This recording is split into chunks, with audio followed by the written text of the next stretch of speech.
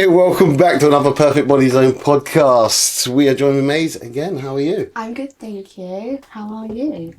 I'm good. I'm not as good as you. How is this prep going? What is going on?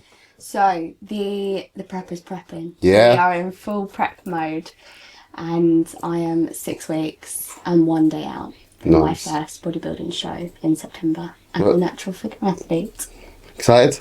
I am very excited, yeah. I am really looking forward to getting on stage. I don't think it's actually set in yet that I'm going to be walking on stage, there's going to be judges, loads of people, lights, and I think that's because I've been so locked in with the prep itself that that's kind of on the back foot. But I think people do say that it's not about stepping on stage, it's about the whole prep. It's about getting through that process and fully investing in it and being present, which I feel like I have been. You've done a lot towards it. Yeah, but I reckon on the day I'm going to be very nervous about, because I'm like, I need to actually step on stage now. Yeah, I mean, that's going to be... Is your first time on any stage?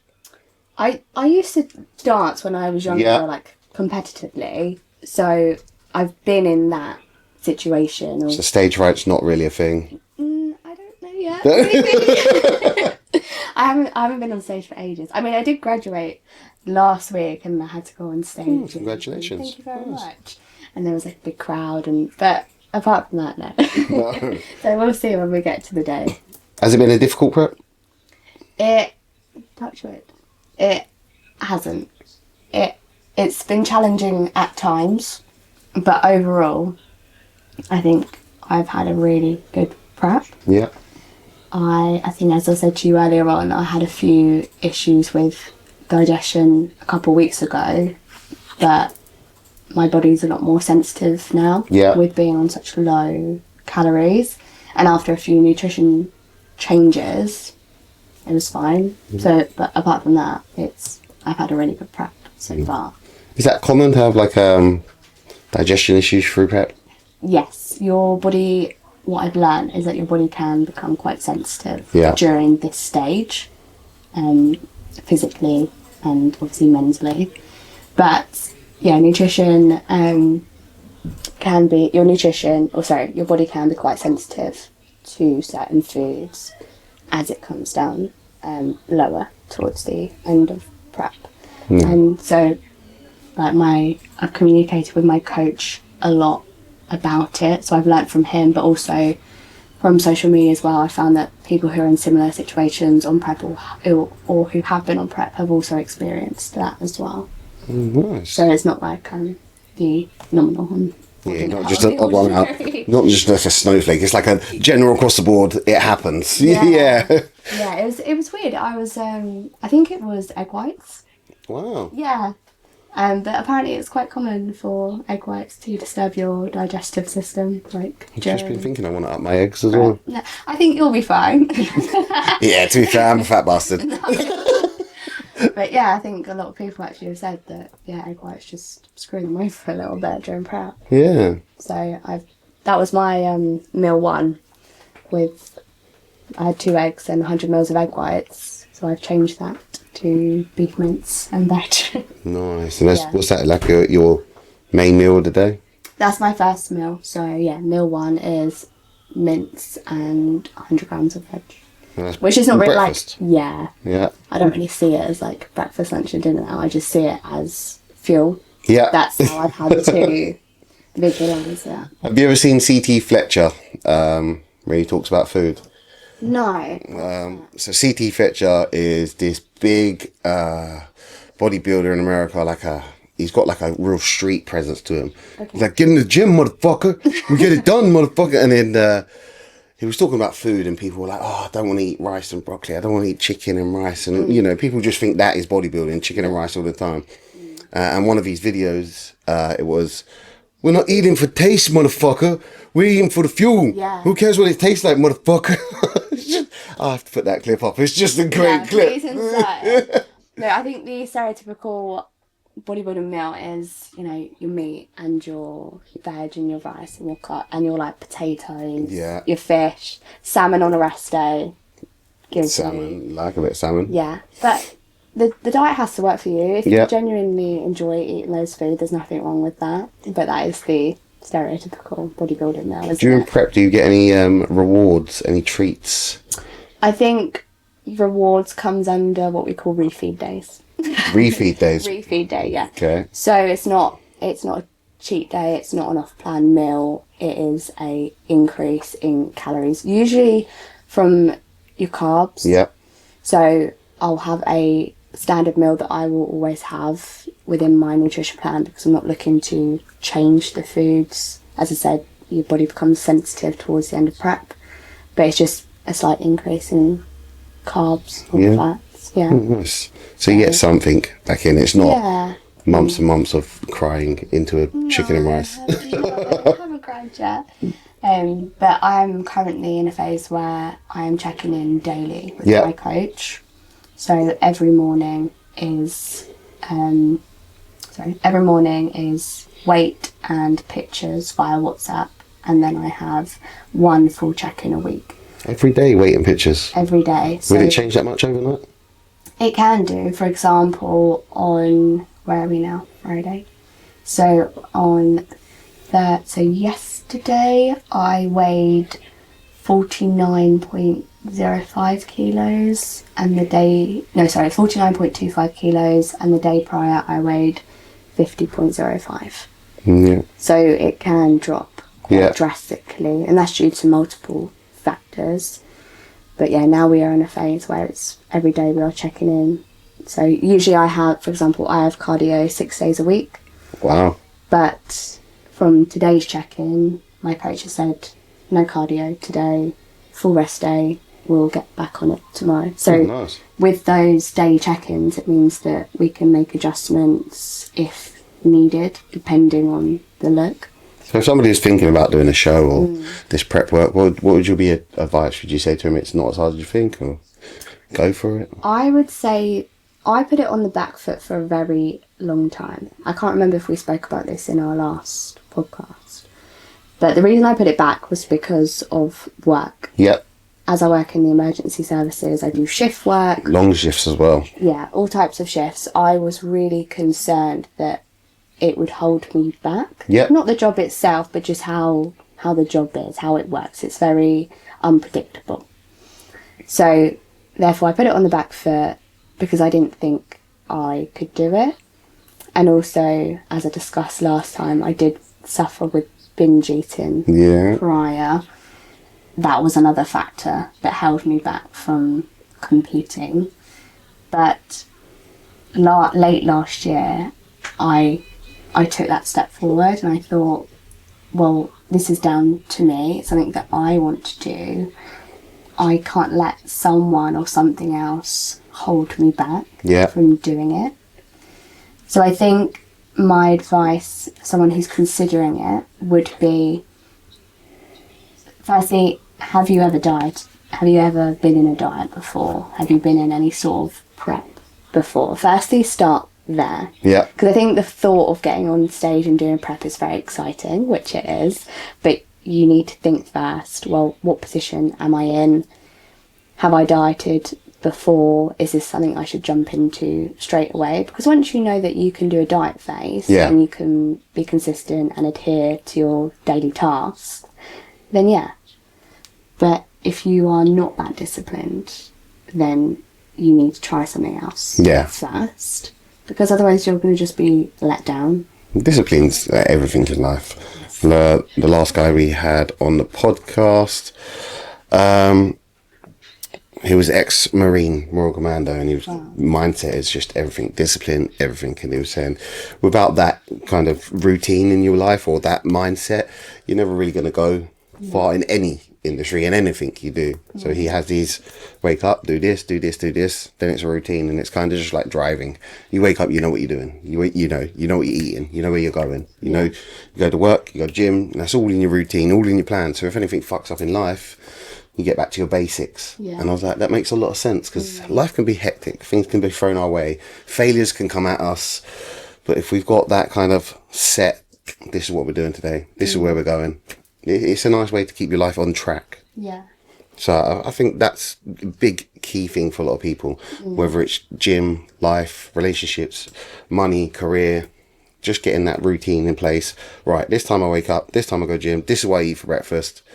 I'm going to get on with whatever the day's ahead. And I think that's a good thing. Do you have a good, well, you're on 12-hour shifts, so you don't really have a morning routine. No, I think that's another thing that I was worried about, because I don't have a set routine. Yeah.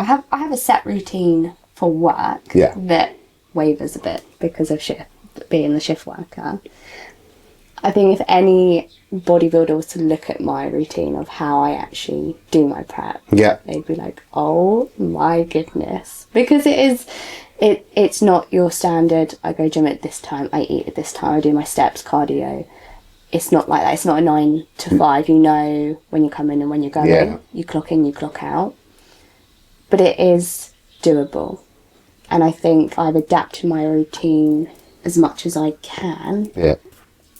With work, but also I'm able to adapt and overcome if there's an issue or if something changes. Because if I wasn't able to do that, then that would mess it up. Yeah. If I cannot accept that sometimes it's not going to be spot on, then I think mentally I would really struggle. Yeah. So, yeah, I think I do have a routine to a certain degree. The best you can do with your circumstances, yeah. So, and as long as I can overcome, then that's fine. So what about if somebody who's not on that 12 hours, mixed shifts, long hours, and they're like, I got a 9 to 5, I still haven't got time. What would you say to them? Oh my goodness, you have time. I said this the other day in one of my TikToks. People underestimate how much time they have in a day. Yeah. If you, and I think we spoke about this last time as well, if you are doom scrolling, if you are consuming other people's content first thing in the morning, you are not present and you are focused and consuming someone else's life before putting yourself first. Yeah, very true.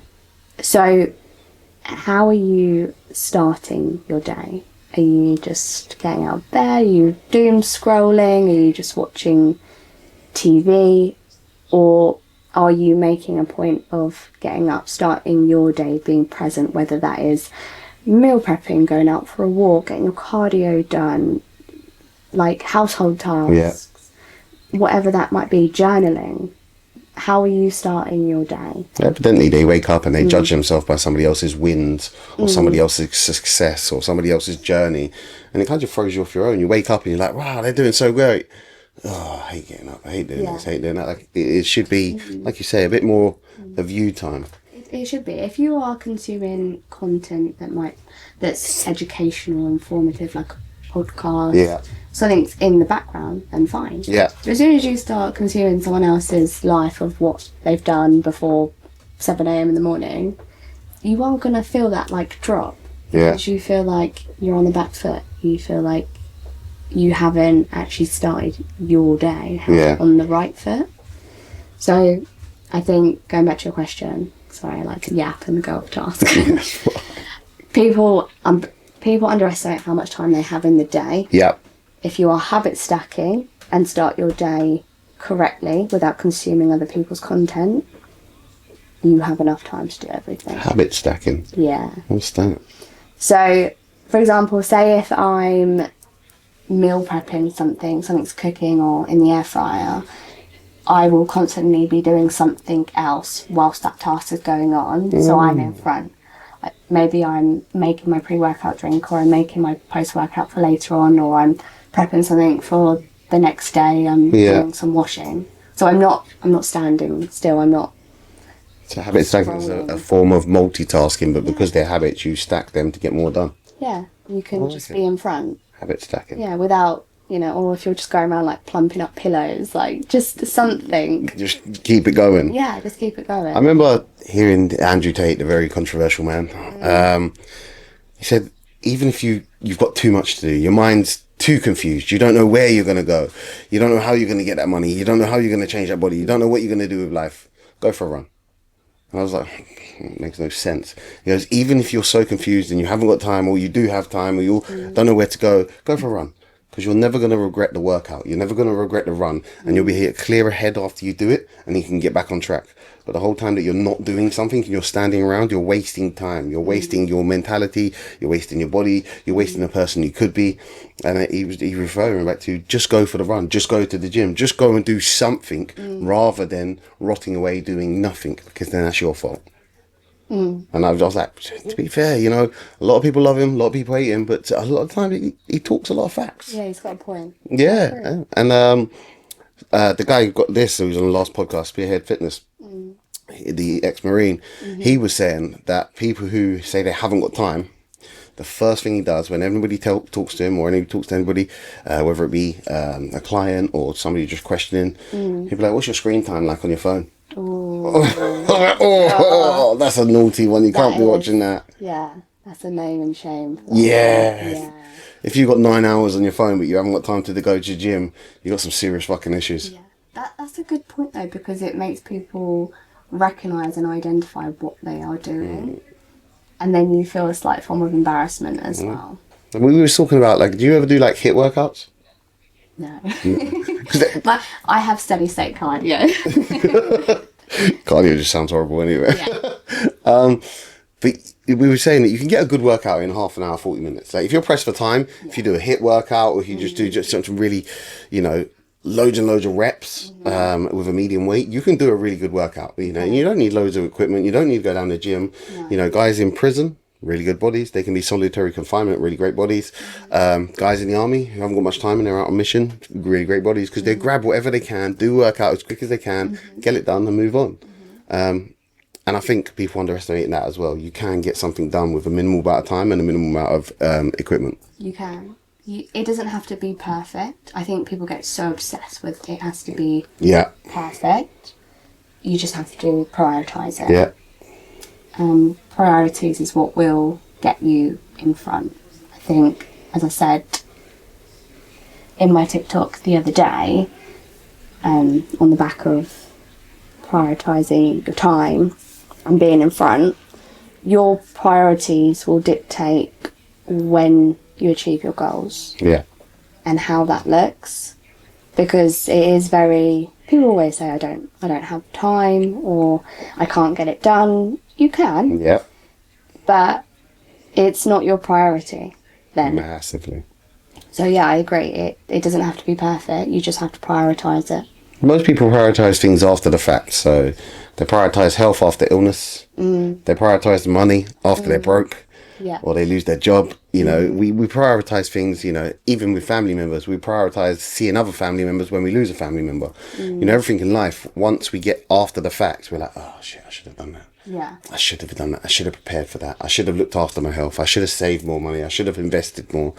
So that's a bit of hindsight. And I think preparation would be key for a lot of things. And we were talking on the last podcast, I'm getting really big on prep. Just preparing for the end of the world. Like solar panels, water, or things in the car. If I'm going to break down, I need a breakdown kit. Like it's prepping for everything just to make myself more prepared, but, you know, ease the mindset of overthinking. Do you ever, 12-hour shifts, you're going to have to prep loads of food, obviously. Yeah. Do you prep anything else in life to make your life easier? Are you always a step ahead? I think I am always a step ahead.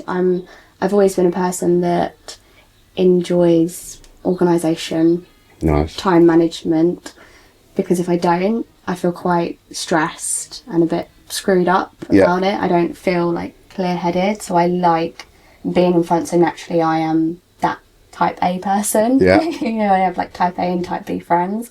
I'm definitely type A. Like my notes on my phone is just so organised, and it's like my whole life.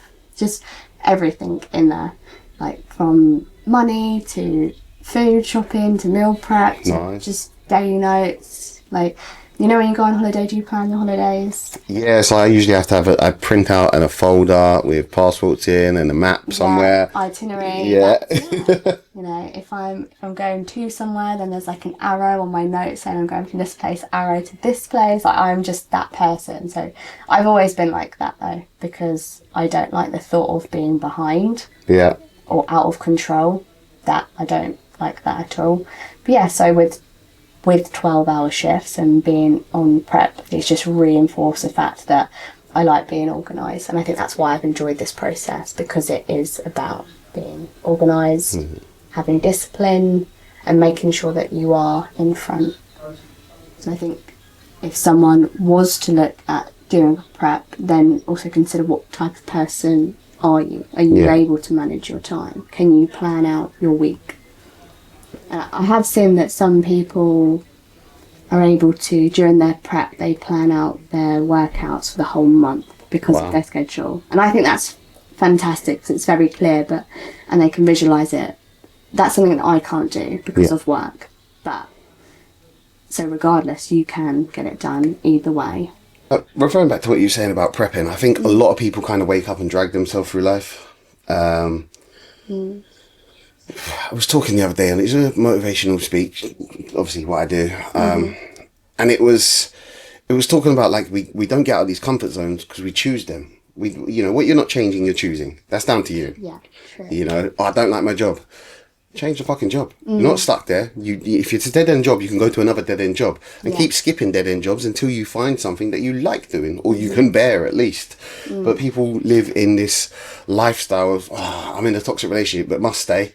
You don't have to stay in a toxic relationship. You don't have to stay in a job. But even with, food and gym, and they don't have that basic. These are the things that are good for me. These are the things I'm going to do. So I think a lot of people kind of just drag themselves through life. And if somebody was watching this or listening and they're dragging themselves through life, they want positive change, where would you give them advice for positive change? I would start with, I think you're right with saying that people stay in relationships, but they stay in the same routine. But that's because they haven't been exposed to something that's better. Yeah. But you can't necessarily be exposed to something. You have to want to get there. So I think my advice would be to reflect on your current situation.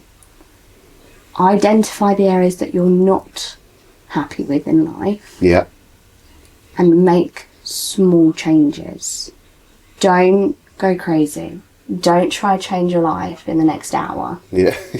Because people do that. They want the overnight success, or we live in an instant society. So if it's not instant, it's not worth it. We do. Yeah. And people thrive off of that quick dopamine hit. Yeah. And as you said, the 24-hour success or change. But then you're not going to get anywhere. You're not going to get anywhere at all. You need to be patient. As I said, identify the areas that you're not happy with and start there by making small changes to your life. Yeah. And how you want to live, because you are the only one that will always be there for yourself. Yeah. You'll have people around you to support you, of course, but you are the real one that's there for you all the time. You are the one that will make the changes. No one else is going to do it for you. Very true. And you need to pull yourself up. Pull your socks up, son. No more excuses. You do. I like what you said. Tough love. You got to give yourself some tough love. Do. You can give yourself the excuses or tough love. So I've been referring to myself lately as fat. Okay. Simply for the fact that I put on 2 stone. Okay. It's down to a health issue, medication, and lack of gym. So I'm not going to say it's all medication, it's all my health issue. No. It's not. It's because I could have moved more. Yeah. But the contributing factors is I've put on weight. I'm more round than I used to be. The definition has gone. That's my fault. I own it. And then people were like sending me DMs, like if I put it up online about, I'm fat, just getting down the gym. Yeah. You shouldn't call yourself fat. And I was at kickboxing yesterday. So I was down at Titan kickboxing. We smashed out a session and I got to the end and he was like, why'd you call yourself fat, bro? I was like, well, one, my name's Fat, so it kind of goes hand in hand. So I could be a fat bastard anyway. And he was like, yeah, but you're a motivational speaker. You shouldn't talk to yourself in a negative way.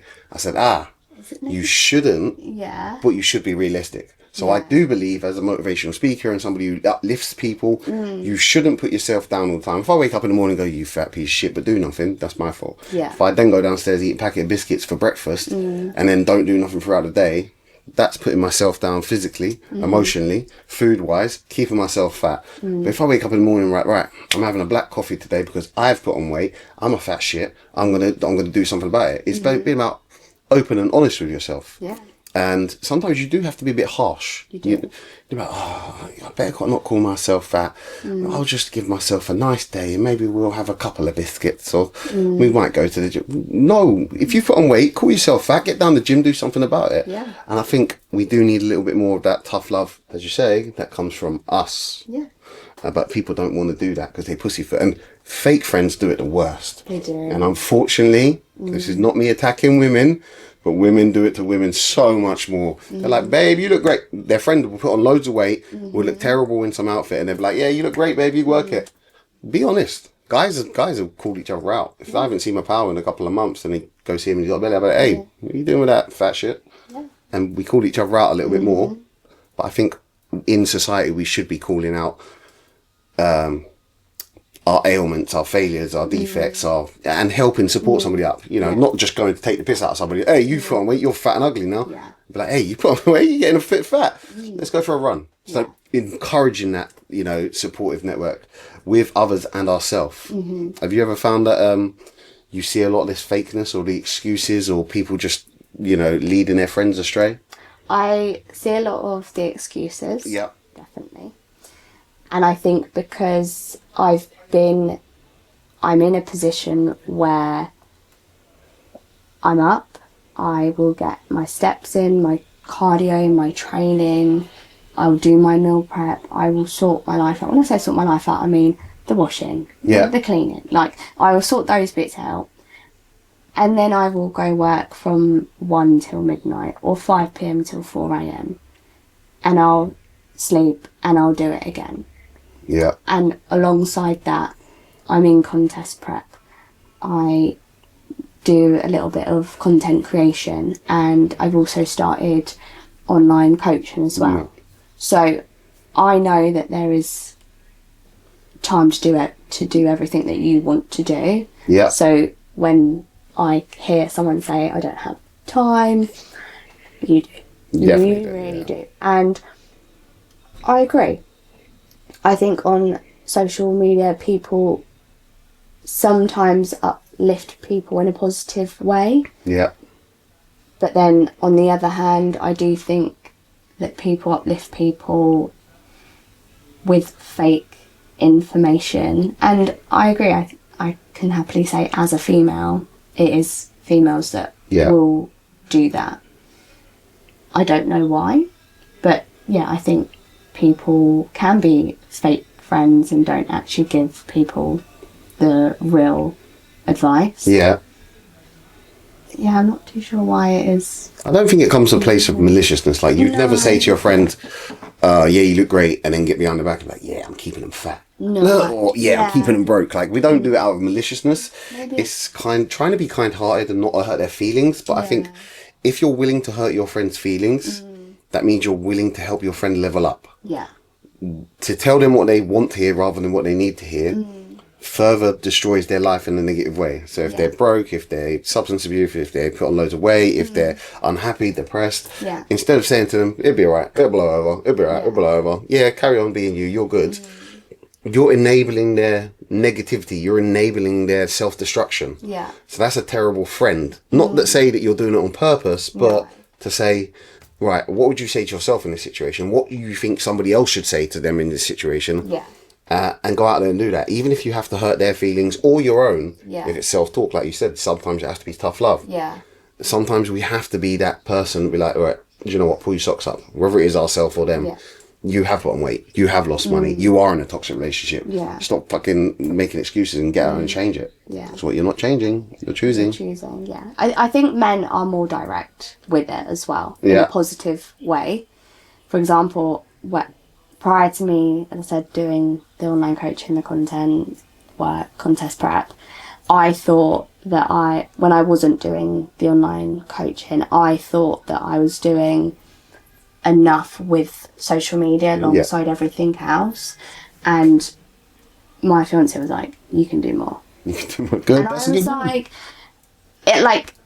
a bit And I was like, let me reflect. Actually, you're right. I need to, even though that hurt a little bit, but that was me being emotional about it, because actually he's right. And then, good fiance. Yeah, from then on, I was like, no, I can do more. And I think it was because I was I was trying to be perfect with the content.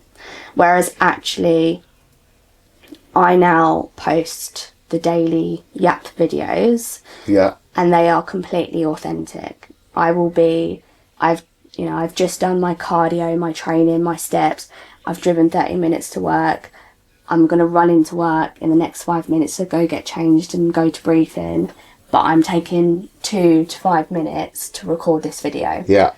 And I'm getting it done. It's like a day in the life video. Yeah.